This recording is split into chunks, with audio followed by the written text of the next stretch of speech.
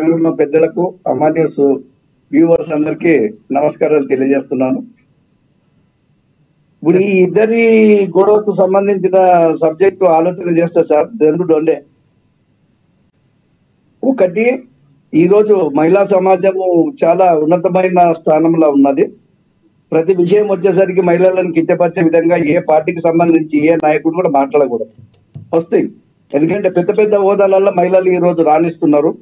ముఖ్యమంత్రులుగా, కేంద్ర మంత్రులుగా, గవర్నరుగా. ఒకటి, మహిళలను కించపరిచే విధంగా మగవాళ్ళను మహిళలకు అంటగట్టి చేసే ఈ విధానాన్ని ఫస్ట్ మీరు మానుకోవాలి. రెండోది, మహిళా లోకముకు క్షమాపణ చెప్పాలి.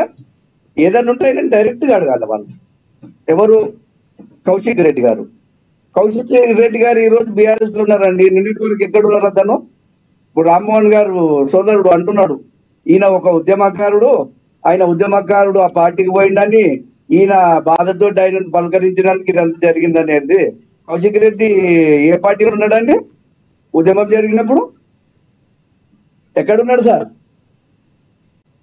రామ్మోహన్ గారు ఈ రోజు సార్ 1 minute పూర్తి కాలేదు. ఈ రోజు అరికపూడి గాంధీ గారు ఏమంటున్నారు? నిన్న నేను పార్టీ కండువా కప్పుకోలేదు, బీఆర్ఎస్ ఎమ్మెల్యేనే కాబట్టి నాకు ఆ బాధ్యత ఇచ్చిర్రు అని చెప్తున్నారు. అన్ని ఛానల్స్ చూపించినది కదా సార్.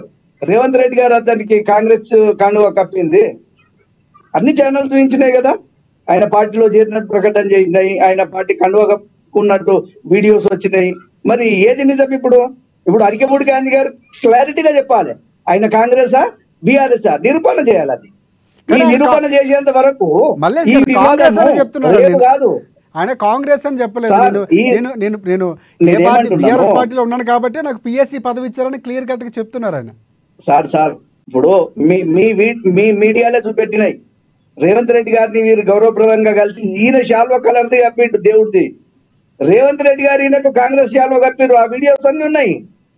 ఇప్పుడు ఈయన బీఆర్ఎస్ఆ కాంగ్రెసా?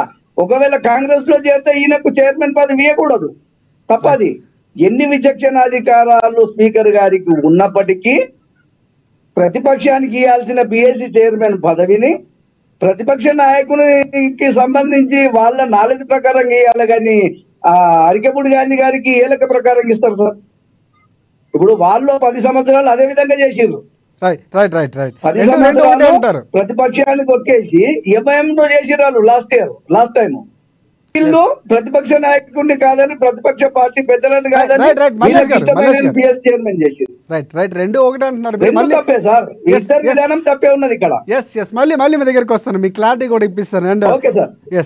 మనకి రాజకీయ విశ్లేషకులు ముఖేష్ గారు ఉన్నారు. ముఖేష్ గారు నమస్తే. అండ్ ప్రధానంగా చూసే ఉంటారు, 3 పార్టీల వర్షన్ కూడా విన్నారు. అండ్ ప్రధానంగా జరిగినటువంటి సంఘటన కూడా మీకు తెలిసిందే. దానికి సంబంధించి మీరేమంటారు?